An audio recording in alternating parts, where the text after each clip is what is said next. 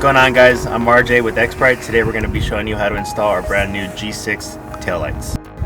Installation on Jeep taillights is fairly simple. All you have to do is remove these two screws with the Phillips screwdriver.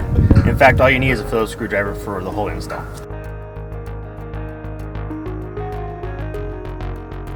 Now that we removed the two screws, we can go ahead and remove the taillight. If you notice, we currently have aftermarket taillights on here already. However, the install is going to be the same as if you had stock taillights. So once you remove the taillight, your next step is just going to be to remove this connection right here. That's it.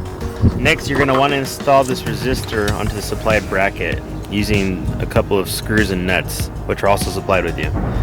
Once that's done, you'll be able to mount it up against this piece right here with the supplied clips.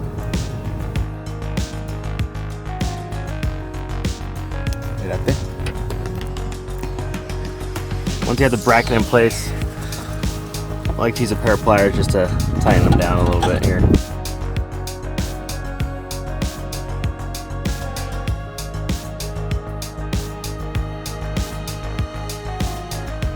Once that's done, just reconnect your tail light, and then screw in your two screws.